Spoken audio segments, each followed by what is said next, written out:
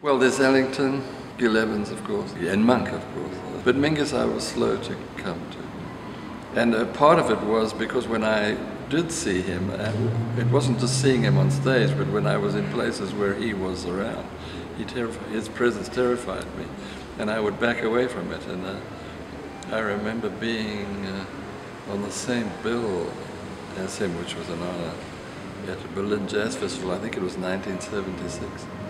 And the back of the Philharmonie Hall, which is built for symphonic forces, the resting area, there was a bar and changing rooms, bathrooms, everything. The big area for resting, and he strode in and filled the space, and strode in on his own, farting as he walked, mumbling what might have been obscenities, but wherever I was, I either froze so he wouldn't see me, or I backed in against the wall and hoped that I blended in to the wall.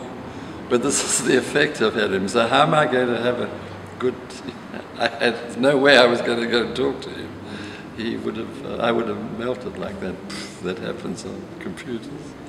You know, when you pull something out of it, that would have happened to me. And another time, oh no, I saw him in the library playing a concert at Berkeley. It's an unusual setting because there's tables and things everywhere.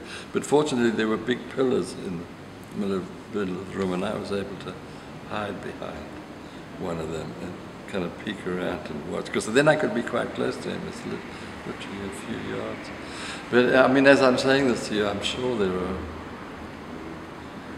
other students who would have had conversations with him and it would have been fine. Ronnie Scott was intimidating to me, and I don't know why, because he was so friendly to me as well. But you know, because I played at his club. I even played in one of he didn't have a regular big band, but when he did have a big band, one time or maybe a couple of times, I actually played in a band of his. But he was the kind of person I felt he would see right through me. However I hid myself, I felt he would see right through me. I mean, the same thing with Miles Davis. But I did once bump into him there's a bar in Village Vanguard, and I was one end and he was around the corner. We walked and almost bumped into each other, and that scared me. But I did meet Miles twice, you know, being introduced, and a handshake. Actually, one time it was a finger shake, because I was introduced by Julie Coryell, and Miles just put out a finger, and looked away, and so I held the finger and shook it. And then he walked away, he walked back into the elevator, and nothing was said, so it was very strange. But another time I met him, he was very shy. He said, "Oh, did you write all those notes?" And I said, "Yes." He said, "Oh, meet my son."